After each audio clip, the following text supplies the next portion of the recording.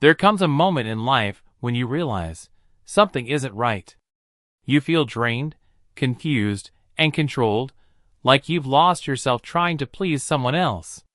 That's the silent power of narcissistic manipulation. It doesn't shout, it whispers, slowly taking over your confidence, your identity, your peace. But here's the truth. You were never meant to live under someone else's control. You were born to lead your life, not surrender it. Inspired by the powerful teachings of Tony Robbins, this is your wake-up call. A moment to break free from toxic cycles and reclaim your inner strength. Because the longer you stay unaware, the deeper you fall into their control. And the moment you become aware, everything begins to change. Today is not just about understanding manipulation. It's about ending it. It's about taking your power back and finally stepping into the life you deserve. Recognition rarely arrives as a loud, dramatic moment. It begins quietly, almost unnoticeably, with a feeling that something is off. You may not be able to explain it at first, but there is a subtle discomfort that lingers in your thoughts. Conversations leave you second-guessing yourself, situations feel twisted, and your emotions seem constantly questioned. What once felt normal slowly begins to feel confusing, and yet you keep trying to make sense of it. Over time, this confusion starts forming a pattern. You notice how your reality is often dismissed or reshaped. Words are used in ways that make you doubt your own memory, your own perception, even your own truth. It becomes a cycle, one where you are always explaining, always defending, always trying to prove that what you felt was real. And the more you try, the more exhausted you become, as if you are trapped in a game where the rules are constantly changing. This is where awareness begins to take form. Not as certainty, but as curiosity. You start questioning the dynamic itself rather than blaming yourself. You begin to observe instead of immediately reacting. You notice how certain behaviors repeat, how certain phrases are used to shift control, and how your emotional state is constantly being influenced. It's no longer just about isolated incidents. It's about seeing the connection between them. As this awareness grows, something inside you starts to shift. The fog that once clouded your judgment begins to lift, even if only slightly. You start to realize that the confusion was never a reflection of your weakness, but a result of something being done to you. The patterns that once felt personal begin to reveal themselves as intentional or conditioned behaviors. And in that realization, a small but powerful sense of clarity emerges. With clarity comes a new kind of discomfort, but this time it's different. It's not the confusion that drains you, but the truth that challenges you. You begin to see things as they are, not as they were presented to you. The illusion starts to crack, and while that can feel unsettling, it also carries a quiet sense of empowerment. Because for the first time, you are no longer completely inside the pattern. You are observing it from the outside. And as you continue to recognize these patterns, a deeper question begins to form within you. If this was never truly about your worth, then why have you been seeking validation from the very place that keeps taking it away? For a long time, approval can feel like something you need to earn. You begin to measure your worth through someone else's reactions. Their praise becomes your validation. Their silence becomes your doubt. You adjust your behavior, your words, even your emotions, all in an attempt to gain a sense of acceptance. It feels natural at first, like a normal part of connection, but slowly it turns into something much heavier. The need for approval starts to shape your decisions. You hesitate before speaking, wondering how your words will be received. You overanalyze your actions, replaying moments in your mind, searching for what you could have done differently to be better. And in that constant effort to meet someone else's expectations, you begin to lose touch with your own. What you want, what you feel, what you believe, all of it starts to fade into the background. What makes this cycle so powerful is how unpredictable the approval becomes. Sometimes it's given freely, making you feel valued and seen.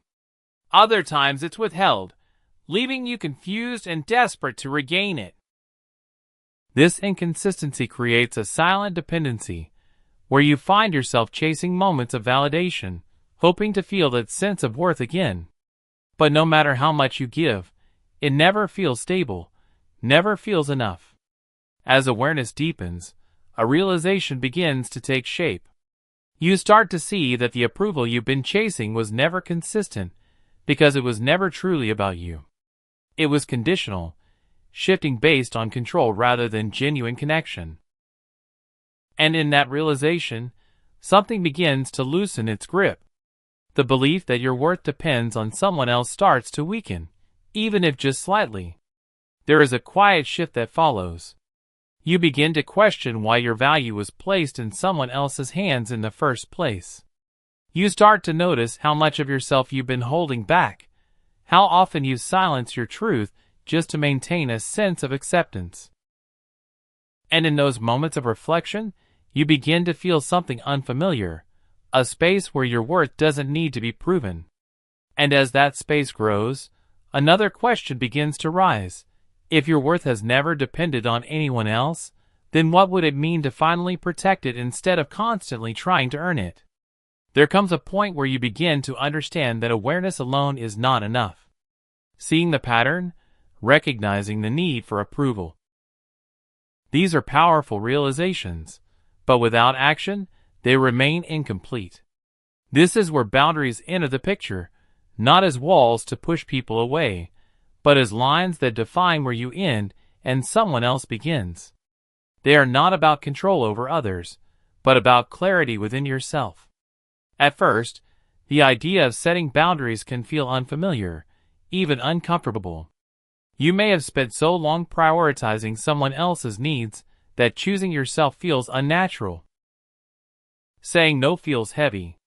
Speaking up feels risky. There is a fear that if you stop accommodating, you might lose the connection altogether.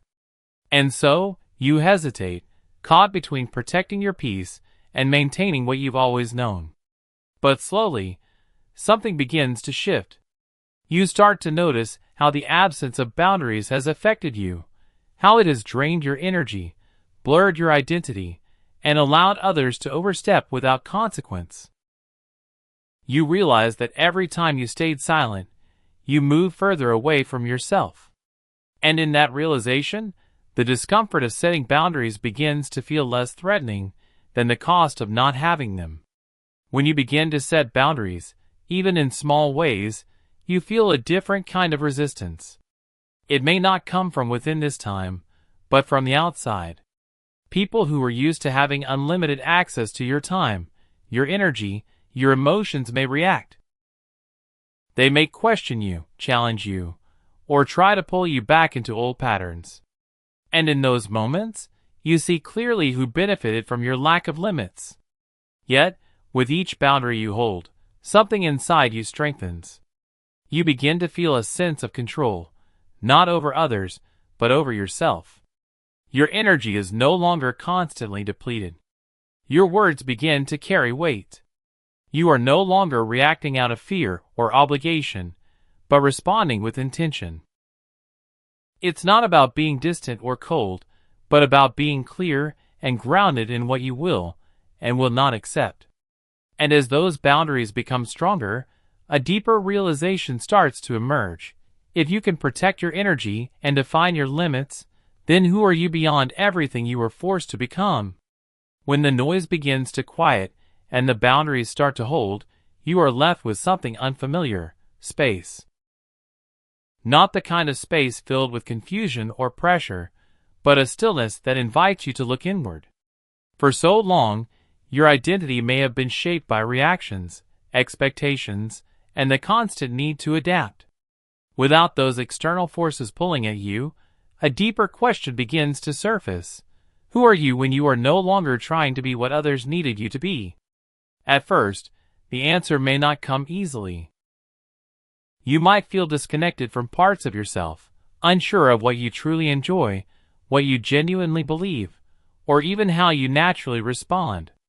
This is not a loss. It is a rediscovery.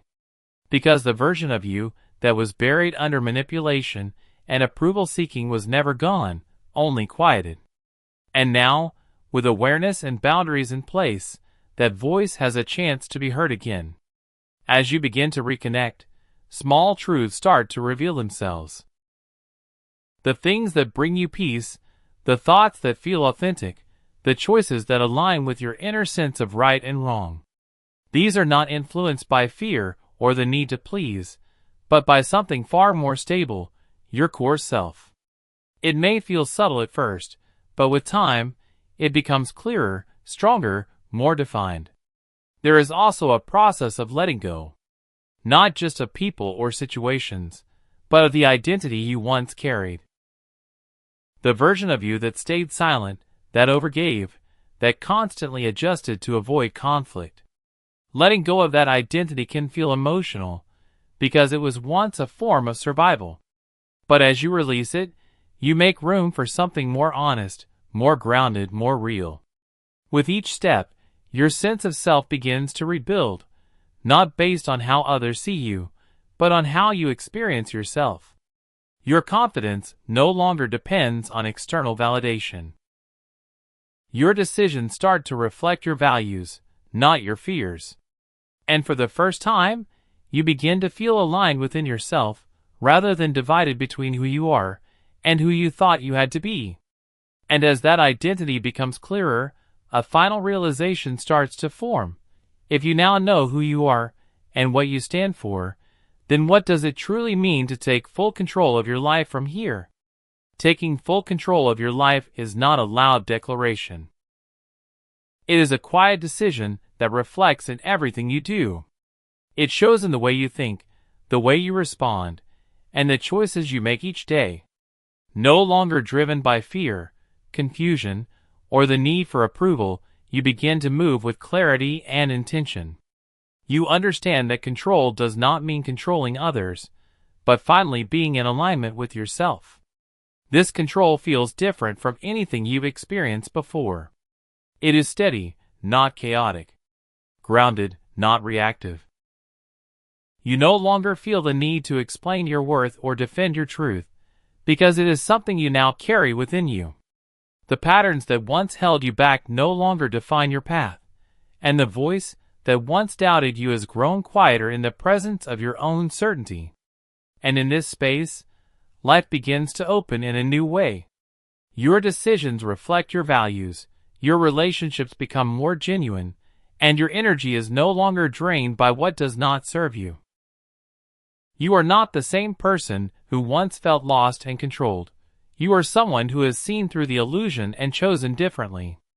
And that choice, made again and again, becomes the foundation of a life that is truly your own.